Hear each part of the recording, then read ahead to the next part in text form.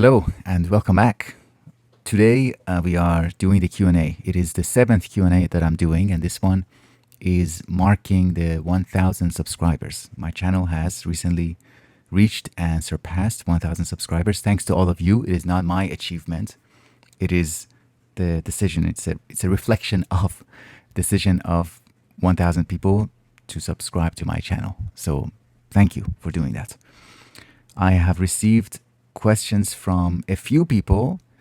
Let's keep the questions, let's keep the call for questions open. If you like to send questions later on, feel free to either write your questions below this video or below the original video, the original invitation video for this Q&A. I will probably not repeat the invitation until the next milestone, and which is probably going to be 2K subscribers, and by then I think I'll be my early 70s and I'll not be recognizable based on my visual features. But we might do that. If my memory is still intact at that age, I'll do another invitation for a Q&A, most likely. Let's get to the questions. We begin with Mike Glademan's question, who has a YouTube channel named Mike G's Eclectic Reads. And Mike has become one of my favorite people on YouTube. And I'm really happy to have met him through our exchanges and through these indirect, indirect interactions mediated by our discussion of books. Mike wrote, "Congrats on this milestone and thanks for making such a unique and personal contribution with your channel." Thank you, Mike. As they say, right back at you. Is that the expression? Something along those lines. Likewise, the feeling is mutual. Mike says, I like the bright ambient background music in this video. Thanks, I'm glad. My question is, given that you produce videos pretty frequently, how do you maintain the same enthusiasm or become enthusiastic about new aspects of it, new aspects of producing videos, so it doesn't start to feel too much like work for you? That's a great question. The way to do it is to keep open the possibility that I might stop at any time. If the enthusiasm completely goes away, then we stop doing it. That will look a little bit odd to have such an abrupt ending to an activity that I maintained for, I think, more than 2 years. And here's something else. The first time I started experimenting with YouTube, I think it was 2007. I uploaded a few videos. I had some reflections on religion, philosophy, atheism, and then I deleted those videos, especially when one of my videos started to get more attention than I had expected. So I got a little bit uncomfortable, and I thought, I'm not ready for this level of public attention. I still care too much about my public image, and I was a student then. I worried about how my colleagues and advisors and professors would think about me if I take these stances in public, philosophical stances, or if I project confidence with respect to what I say. I thought that would be inappropriate. At the time, I thought, but I could have done it back then. I just didn't know. I didn't have the psychological readiness. Your question, let's return to it, is really about enthusiasm, how to maintain it, and how to stop something from feeling like work. There is possibly here the assumption that if something feels too much like work, that there's no joy in it, and there's only obligation in it. But it's possible to feel joy in fulfilling even obligations and even things that are routine. I'm sure you agree with that. So I think what we are referring to here is work empty of enthusiasm. Work that is... Hello. Come. He wants to say hello. Work that is empty of enthusiasm is not good, it's not pleasant, and it's difficult to maintain, as you say. It's difficult to maintain. For me, this is an especially significant topic because I have been dealing with depression for large parts of my life since I was 14 years old. I mentioned that in a different video, previous video, more than a year ago. It was called The Gift of Depression, that video. And I refer to very briefly to the first episode, depressive episode that I can recall. And I felt like something is officially different about the way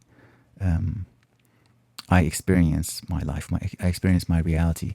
And the loss of enthusiasm is intimately tied with that. Now, what is my response? What is my strategy? My strategy is to just watch it, to watch enthusiasm go away, to go so far and so distant from me, that feeling of enthusiasm, to be so far that I can't even remember sometimes what it feels like to be enthusiastic. And because I'm so familiar now and so experienced with these swings of mood swings, that now I'm familiar with my mood going down, and I don't freak out. I don't get too worried, too anxious. I just watch it. I observe it. And I wait for it to come back. I wait for enthusiasm to come back. And I don't force myself, not because forcing is bad, but because it is ineffective. Sometimes I need to force myself to fulfill some kind of obligation to, meet with people that I'm responsible, more responsible towards, like family members or students. In those cases, I kind of have to be cheerful to some degree, or positive, or somewhat enthusiastic. But if I'm not obligated to immediately do that, to immediately have an enthusiastic, cheerful persona, then I will just give time and wait and see what happens and when it happens. And then I still pay attention to things. I still go through my books and my bookshelves, and I detect little sparks. Like some books will generate sparks of excitement, and that's great. That's great. And I turn to work these days, and then taking it easy, taking it lightly, just attending to my responsibilities, making breakfast, having coffee, working. And I'm just sensitive to those moments where I feel some sparks being generated. And it's possible that those sparks grow into a flame, and you feel enthusiastic, and then you catch that wave. If you keep watching faithfully, carefully, a big wave will come. And if I am careful, if I'm ready, I can ride that wave. But to do that, you need a kind of trust in yourself. I mean, I'm talking about myself. I trust myself that I will get back in touch with enthusiasm, that I will feel enthusiastic again. Otherwise, this would be the last video that I record. But hopefully not. And I trust that it will not be. Am I sure? No, I'm not sure. But I have faith. I'm hopeful.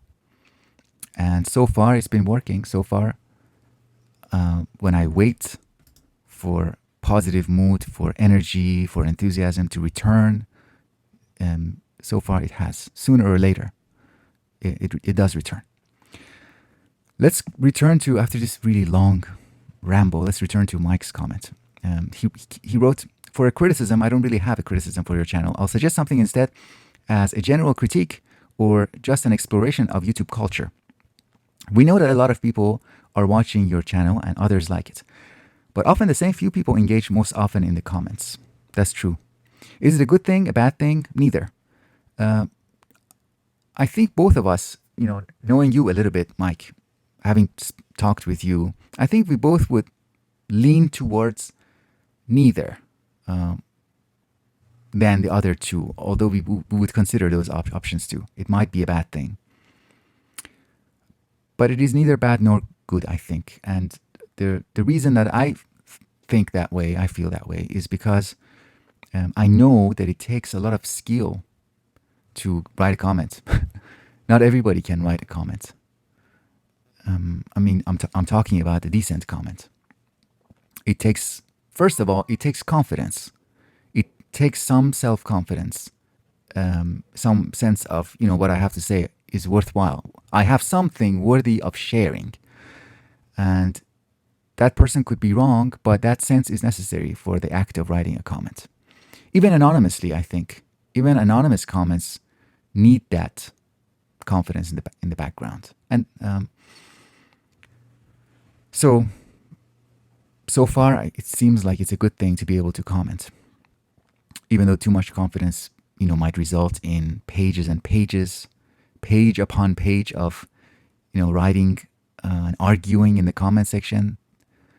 That's not good, I think, because the place for that level of engagement and that level of thoroughness, I think, is not usually in the comment section. There are exceptions to that. But anyways, so that first skill, or the first thing that is necessary to write a comment is confidence. And then a sense of propriety, the sense of what would be appropriate, what would be the appropriate thing, the kind of thing that I can write in this video. And I think implicitly, that sense of propriety, that sense of wanting to be appropriate, wanting to say something, to write something that fits the ideal kind of interaction with the maker, the creator of the video.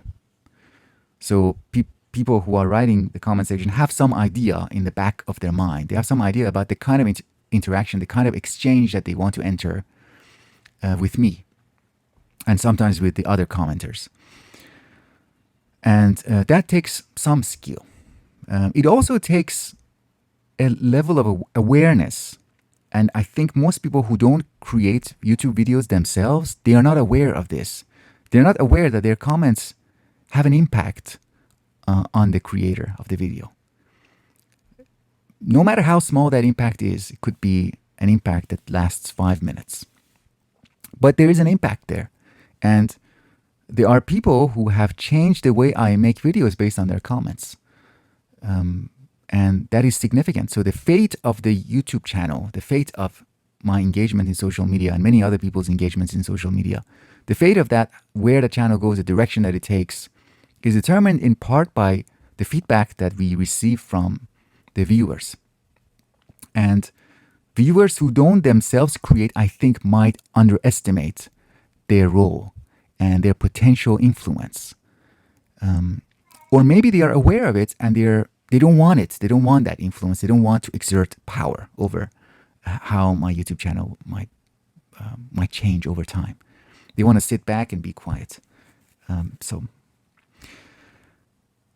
it could be, writing comments, receiving comments could be a good thing, but not necessarily, because that it's not always the appropriate comment, the helpful comment. Let's continue with Mike's writing. Certainly, some of us prefer watching the videos and simply engaging as spectators. A less flattering term for spectators is lurkers, which I like. It's a funny word. But also, if the same people appear in the comments very often, or if the comments have a certain character to them, does it consciously or subconsciously influence other people's mode of engagement or comfort with commenting? I'm not sure. I think it depends on how much of the other people's comments they read before they write their own comments. But yeah, it's possible.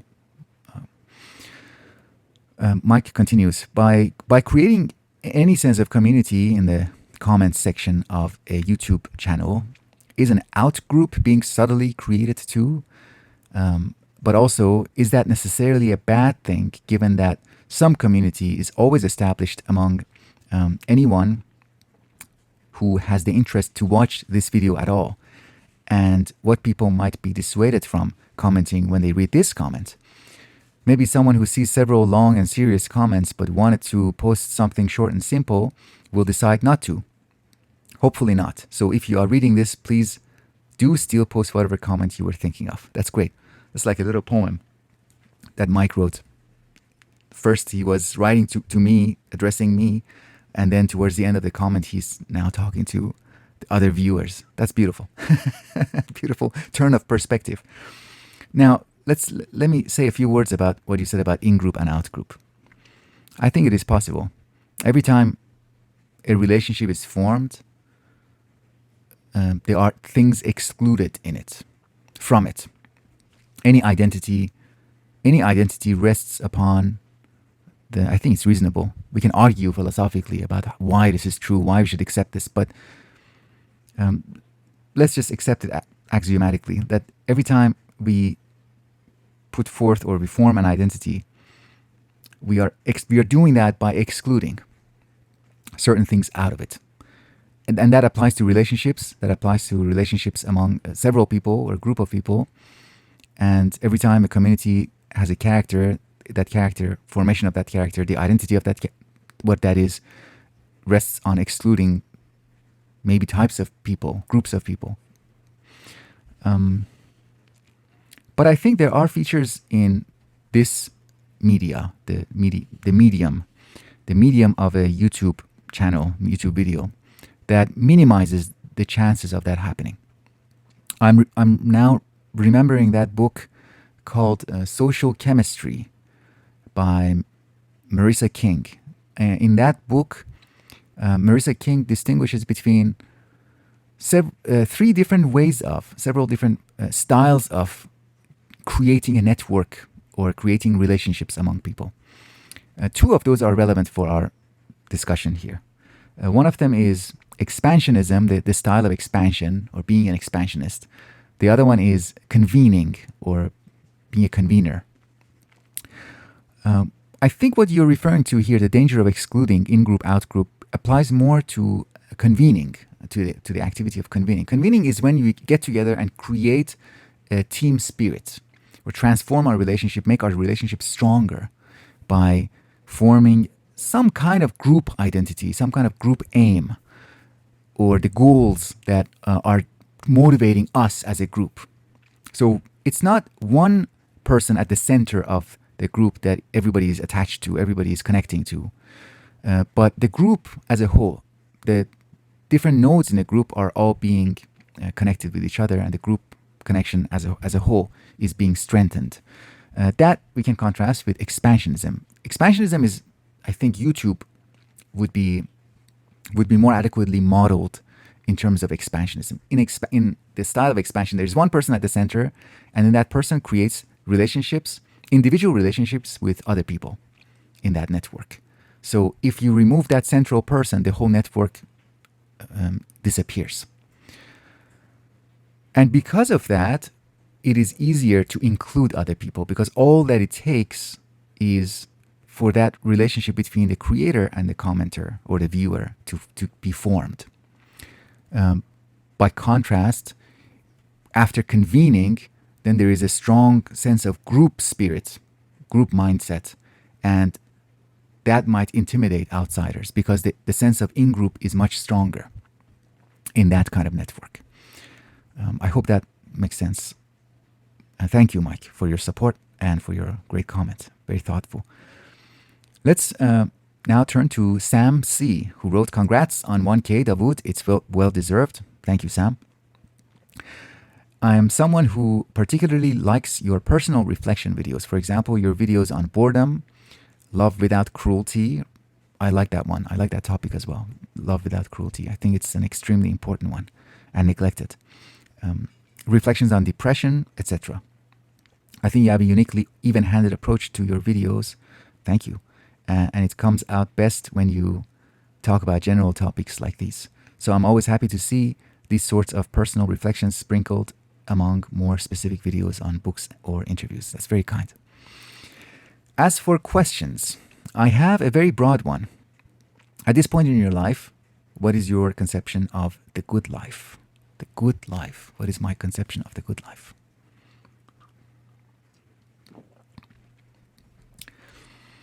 My conception of a good life has become very, compared to my own past, I had a very romantic view and very romantic conception of life.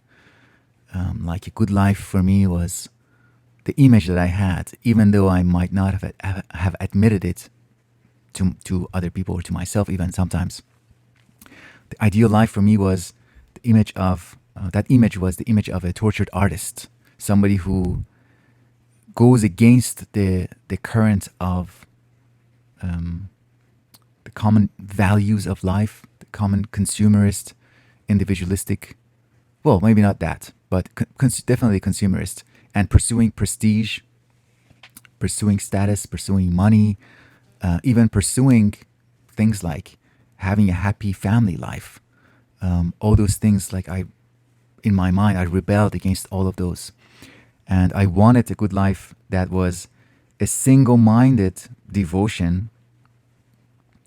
I'm now sounding like young Jordan Peterson. But I thought I wanted to be just devoted to one thing. I think it's Kierkegaard who wrote the purity of heart is to will one thing. And I thought I really related to that. But now I am much more grounded in the moment to moment experiences that I have. I'm much more grateful for simple things like drinking this cup of tea right now. I highly appreciate having a family life, and with all its complexities, with all its messiness, and proving that our conceptions, that our concepts are inadequate in fully grasping what is going on in the reality of our lives. So the way I think about a good life, if I do think of it, is not in terms of what we receive from the world. A good life isn't just about receiving good stuff, right? It's not about having enough money, having a lot of pleasure, pleasant experiences, having a lot of freedom. So that's the mindset of receiving. And the best case scenario is that you really reach abundance. You realize that you have a lot and you have more than you need. The flip side of that is seeing the good life in terms of what you give to life, to other people, to the world. What do you give? How generous you are, how charitable you are. But when we combine those two, we can think of it as an exchange with the rest of the world. So a good life might be positioning ourselves. A person positions himself, herself, themselves in the right way, and entering into the right relationship with the world, with other people, maybe with nature, with the physical realities, including their own bodies. So I think a good life has something to do with, it's not reducible to that. This is not the essence of a good life. I wouldn't go that far because I haven't thought about it long enough. But it has something to do with entering into the right exchange and adopting the right position, earning the right position, and then maintaining that right position. So think of it, for example, more concretely in terms of the life of a teacher. The life of a teacher involves entering into a relationship with students, with fellow teachers, with society.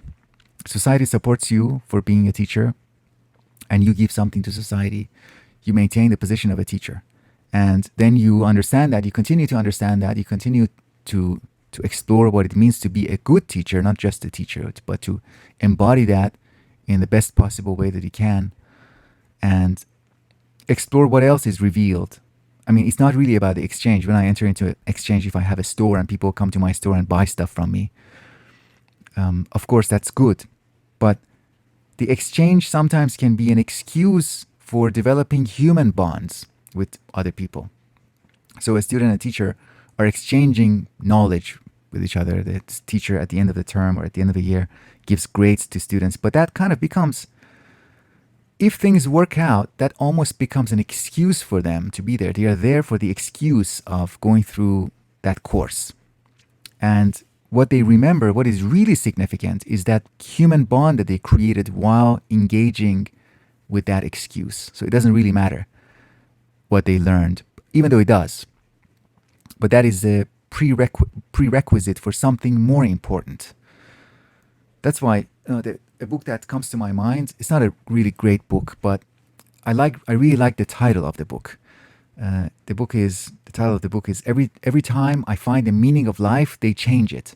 And the name of the author right now escapes me, but it is one of the authors of that writing duo that wrote 2 volumes of philosophical jokes, or jokes analyzed philosophically.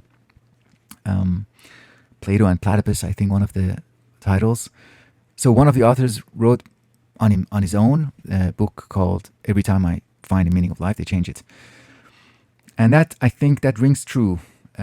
We can even revise that title and say, every time I find the meaning of life, I change it by that act of discovery. My discovery of what a good life is itself unlocks the next stage in the discovery of the conception of the good life. That's why it is an ongoing process. Every time I find the meaning of life, it changes. And my finding has something to do with that. So although I talk about entering into an exchange, finding the right position, fulfilling that, that itself might be the precondition for something else. All right, thank you, Sam. Matthew Burke wrote, "Congratulations, Davood. If your aim has been to build slowly a community around your project, you have succeeded through this unprofitable ethos of," I hope you're referring to financial unprofitability, not total lack of profit in every sense. I'm kidding. I couldn't help myself. Let's continue. Unprofitable ethos of critical engagement and your mindful exploration and presentation of interesting topics. Thank you, Matthew. I hope, however, you feel in other areas of life that the contribution you make here is given its dues. Okay, let's keep reading. I'll come back to that. On my end, I feel grateful to be included as a part of it, despite outside of the Patreon group, from a more distanced private engagement with your videos, usually listening to them on walks or during sleepier evenings. Definitely are the recent Patreon videos a style of content I have also enjoyed for their more experimental nature. Matthew is referring to some of my recent Patreon videos where I do different things. I play with the form of my presentation to see what comes out in terms of content. Matthew continues, "I might encourage readers of this comment to consider watching one." Thanks a lot. Here is to a 2K Q&A announcement video in the appropriately distanced future. Okay, let's talk so far about what Matthew said. Is there a question here? Yeah, there's a comment. Not necessarily, not a question, but he wrote that, "I hope that you feel in other areas of your life that the contribution you make here is given its dues."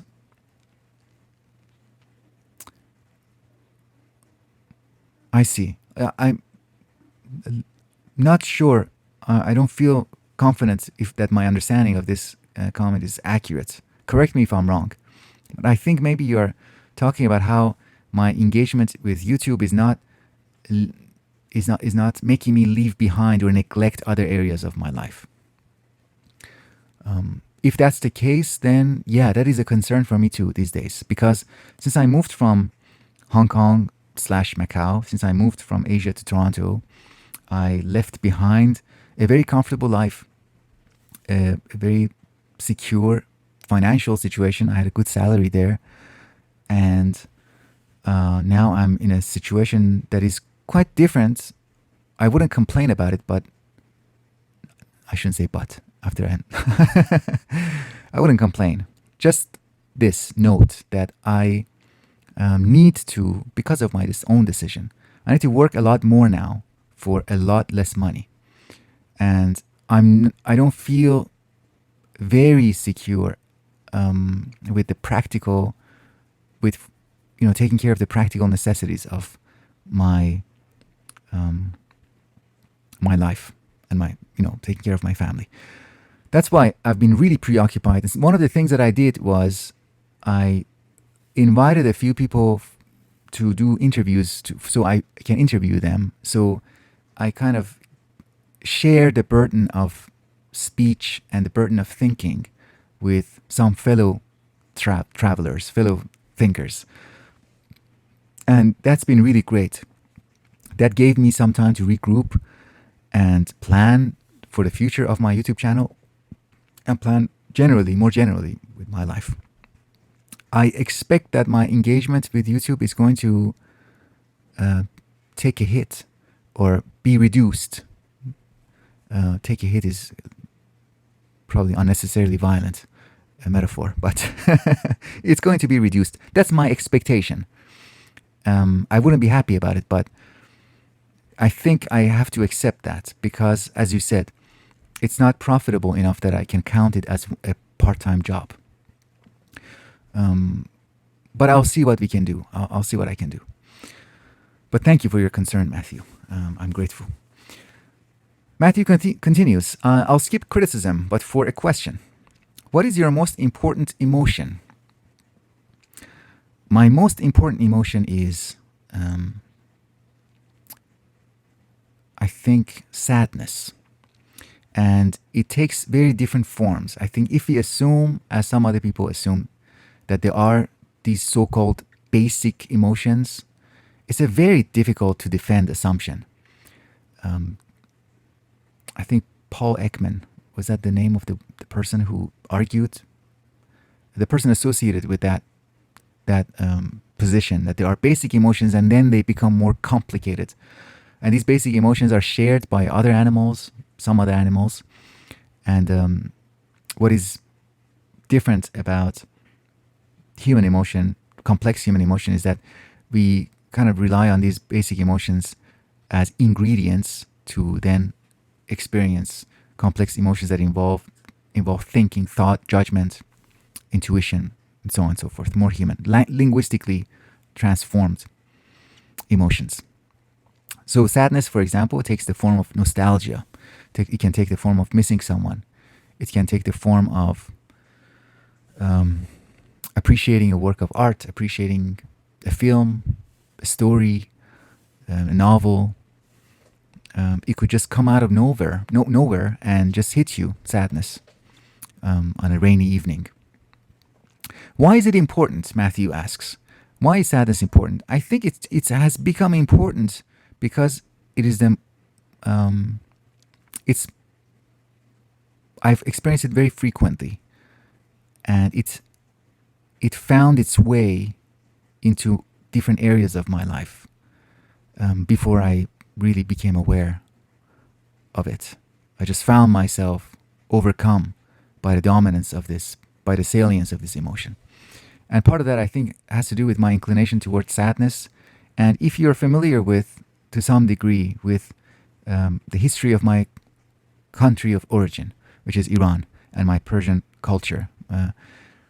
Persian culture has a very strong streak in it that is tragic and sadness, and is occupied with the expression and exploration of sadness as a mood, as a stance in life, as a way of, as an outcome of a truthful and true appreciation of what life is, what the human condition is.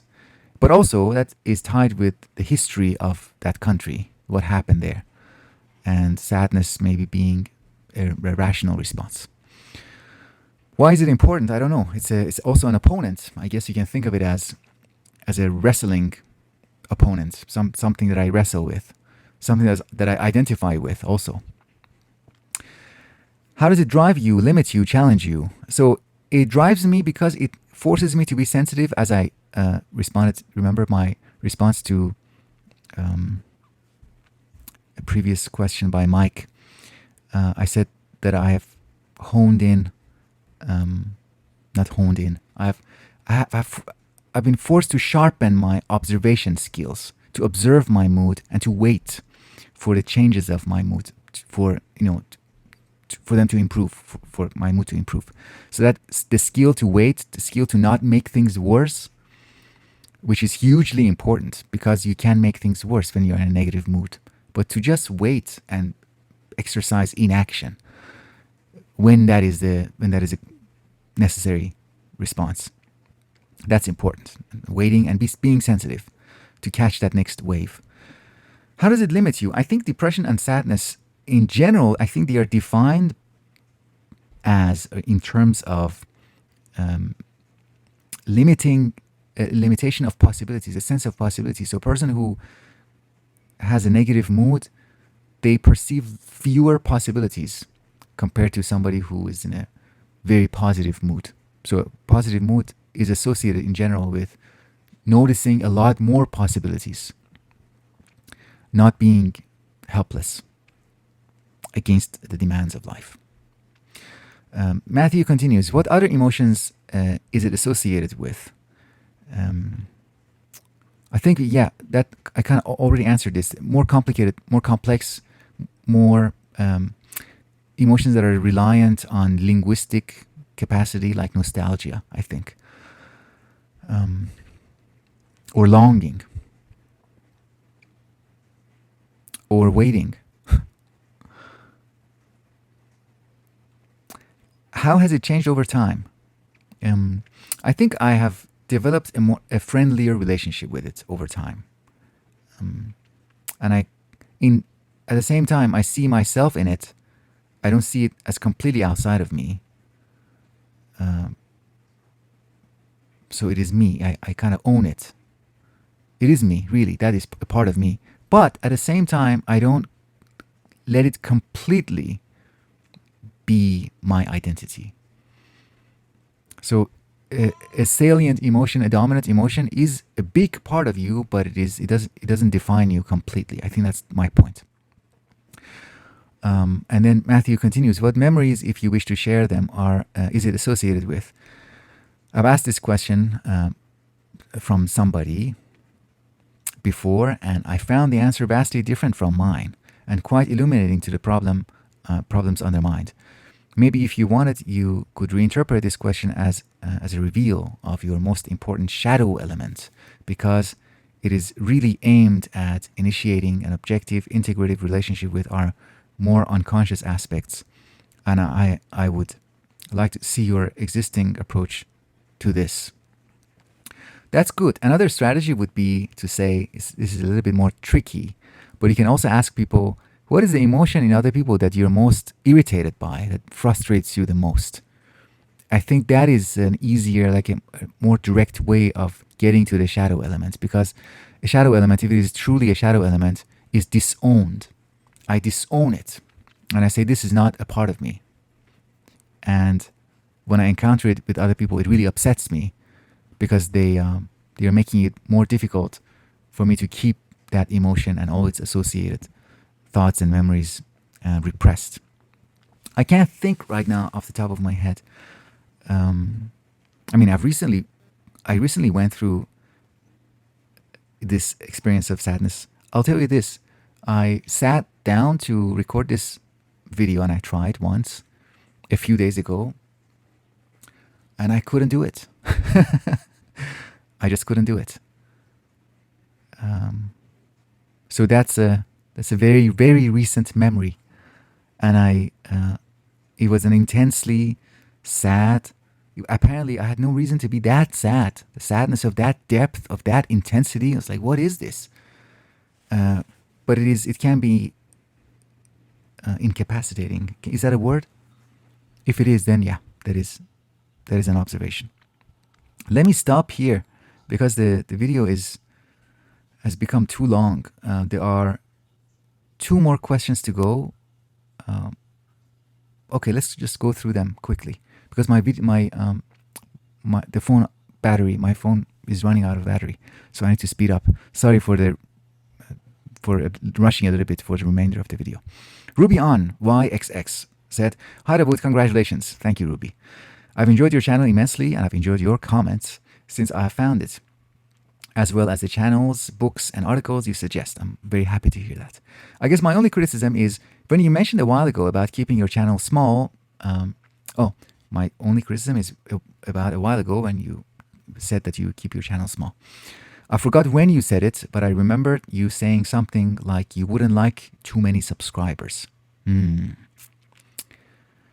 Yeah, I believe it was a video I recorded a little bit before the onset of COVID-19. I was sitting at a coffee shop with my wife, and I asked my wife, just based on an impulse, I just said, "Hey, do you mind recording me for a short video?"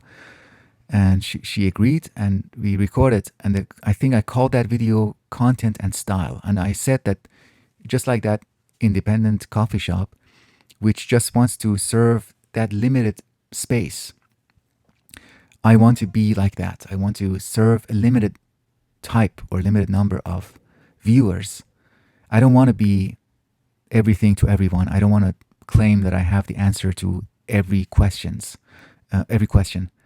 And and the metaphor for that, the analogy, was that I don't want to be a Starbucks, because a Starbucks, spreads itself. It's an empire. It wants to be an empire, and it wants to fulfill every desire that people have. The desire for coolness, being cool, the desire for having a cool image of themselves when they're working with their MacBook in the Starbucks coffee shop. They offer meals.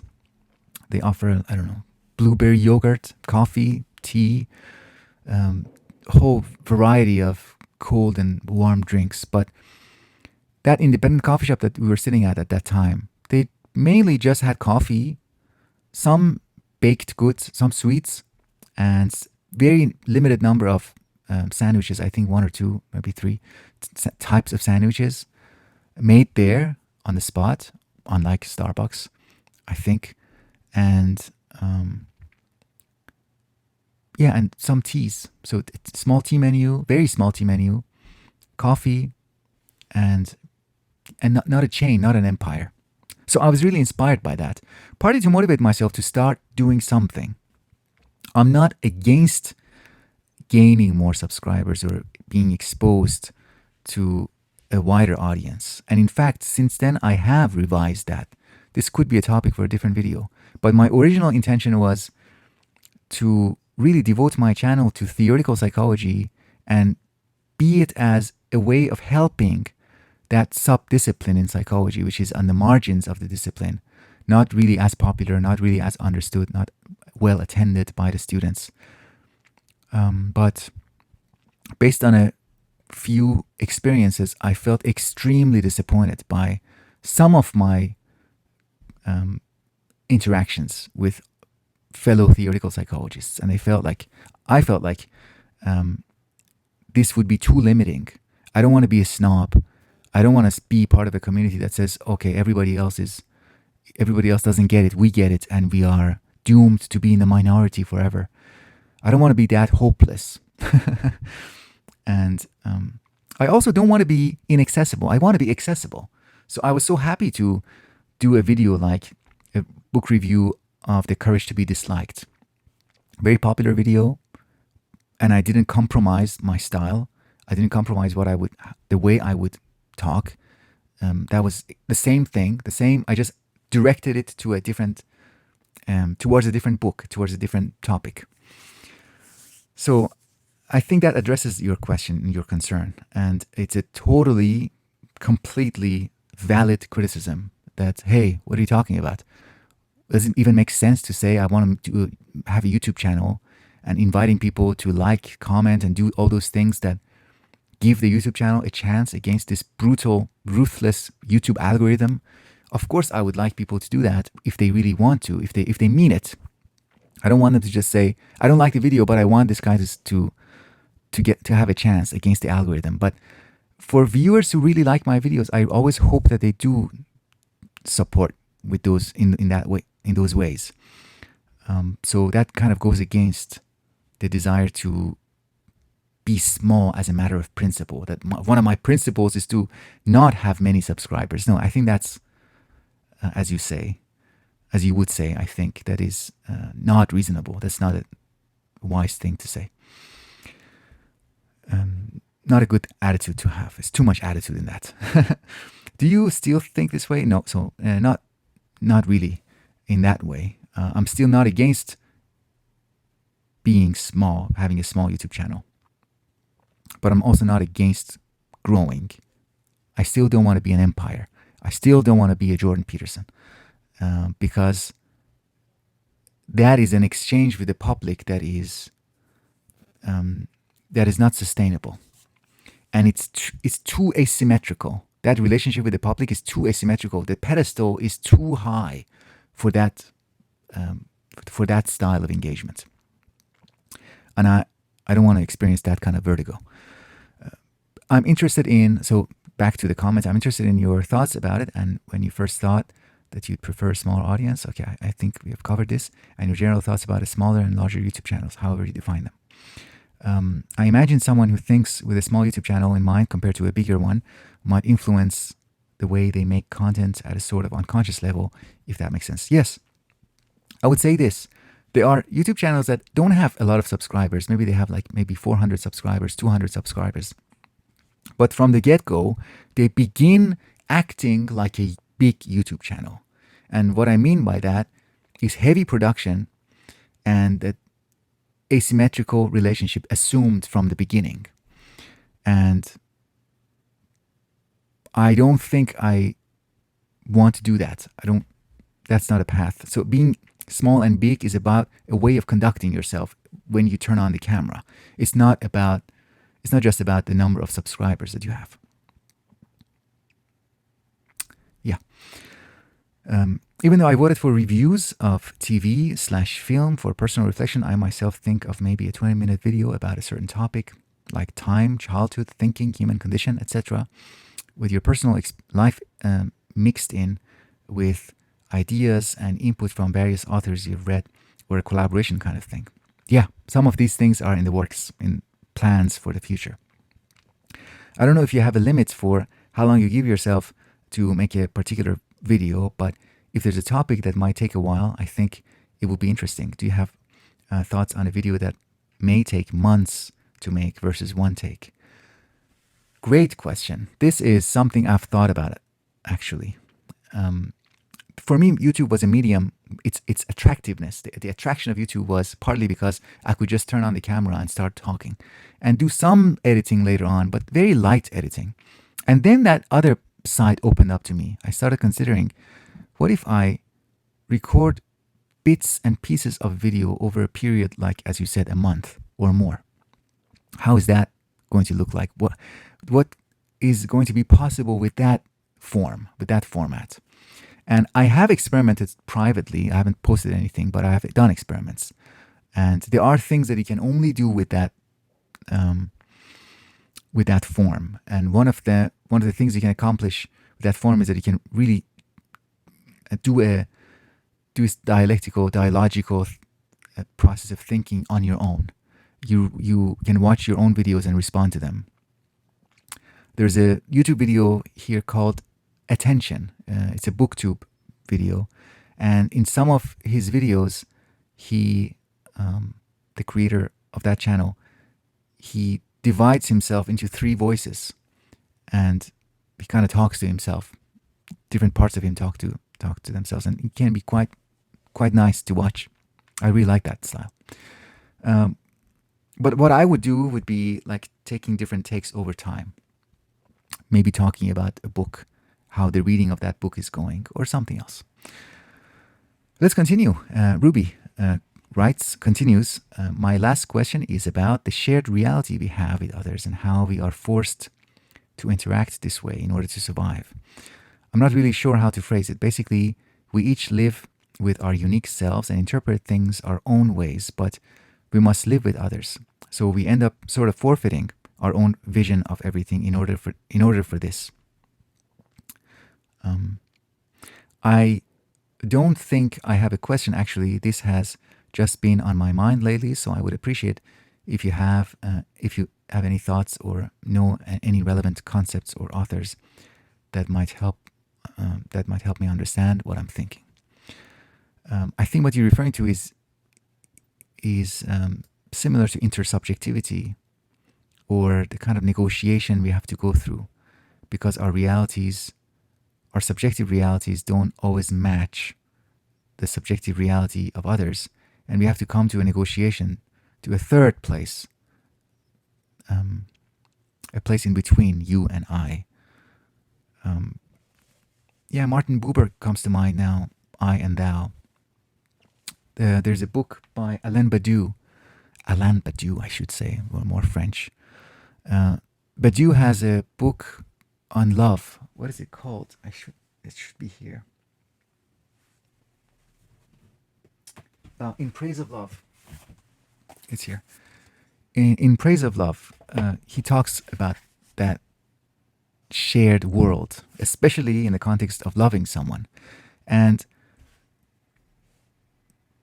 another observation I have is that this problem that you're talking about, this problem arises primarily when we are in close contact with other people. So the fact that you might have this problem is a really good sign, because we don't have this type of problem. I think we are very unlikely to have this kind of problem with strangers, when we only have very distant, very formal, very structured contact with other people.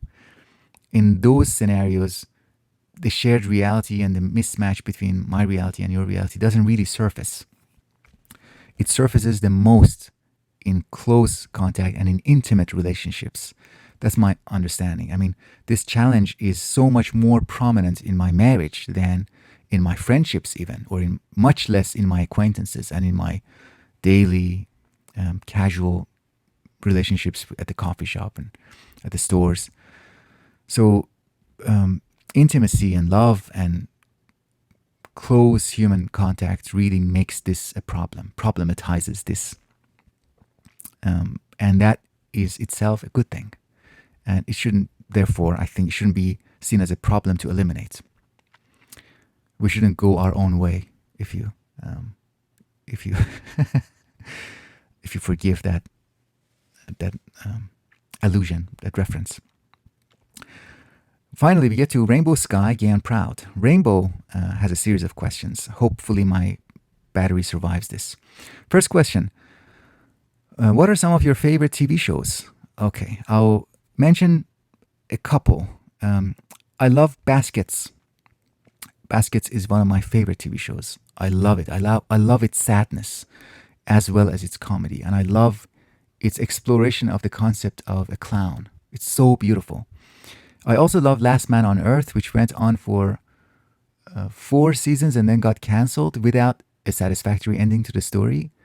Despite the lack of a satisfactory ending, despite an satisfying ending, it is still one of my favorite shows of all time. That style of humor, that style of comedy.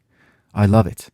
And I also love another TV show called Bored to Death, written by Jonathan Ames, I think, who writes himself as a character. So Jonathan Ames is the author, but also is a character, young man. And the story of Bored to Death begins with a breakup of a romantic relationships, which is a great way to begin a story. I think that's good. I most recently finished watching the 3rd season of You, the TV show, and I liked it. That was pretty good too. I wouldn't count that among my favorite TV shows. Second question, who is your favorite fictional character? I have two. One of them is from a book that is written in my native language, Farsi. The book is called Atash Bedune Dud in Persian, which can be translated to Fire Without Smoke.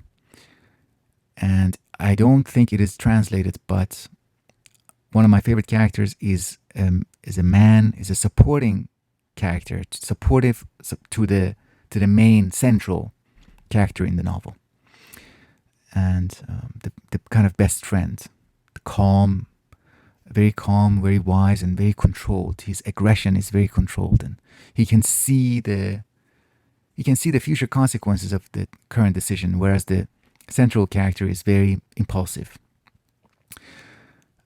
Another favorite character is just because I love Milan Kundera.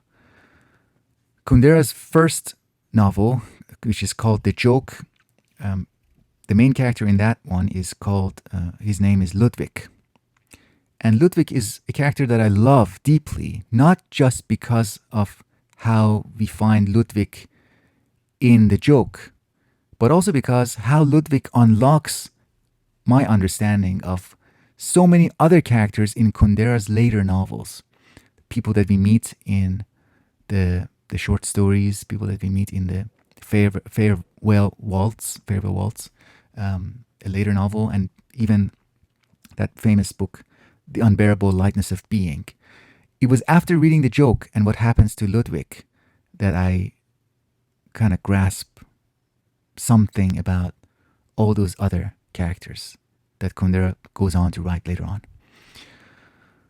Third question by Rainbow. Did you read Brothers and Beasts? And if you did, what did you think of it? Unfortunately, not yet.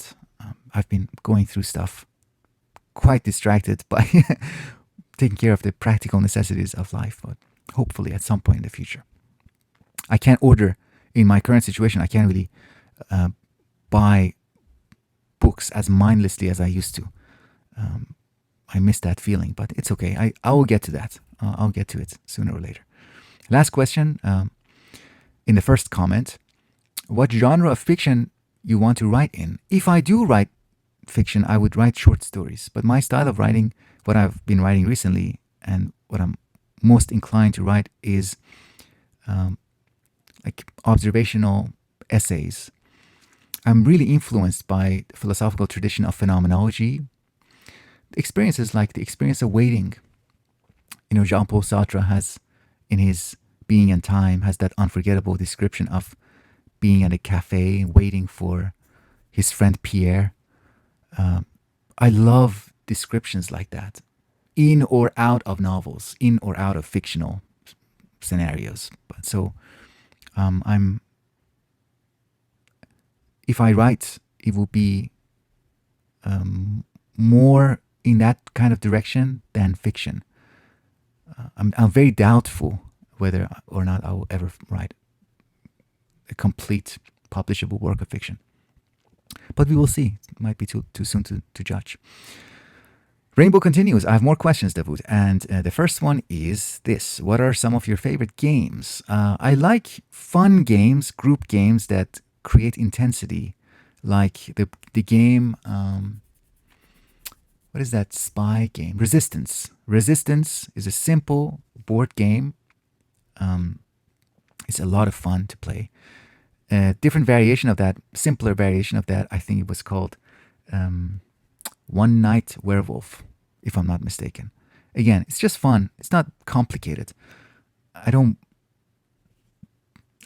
pursue complication and sophistication when it comes to group activities. Those are fun games. I like them. Second question is, what is your favorite snack? I don't eat it as much now, but I really like dry cranberries.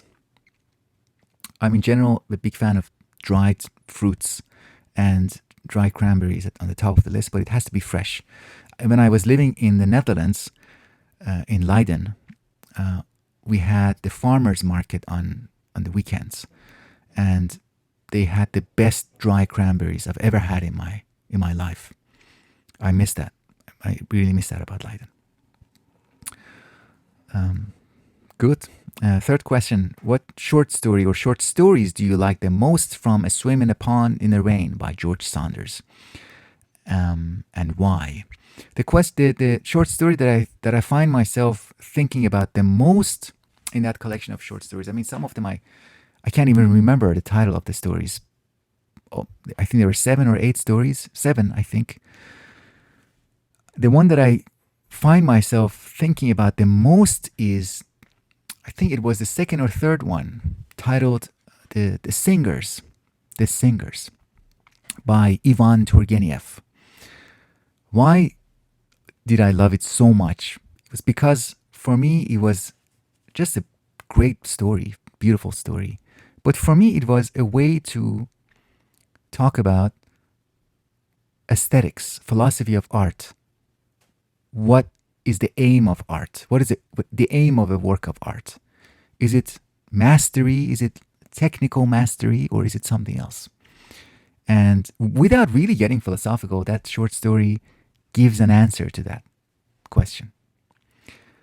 If you have a favorite Rainbow, or anybody else, if you have your own favorite story in that collection, please let me know. I would love to hear about your favorite story from that collection and why you like that. And also, what genre of fiction are you most likely to write in? Let's continue with Rainbow's questions. Last question. What do you like about Steve's book reviews? I'm assuming Steve refers to Steve Donahue. and him as a book reviewer, and just an update. What do you like about an update on Steve? What do you like about Steve in general?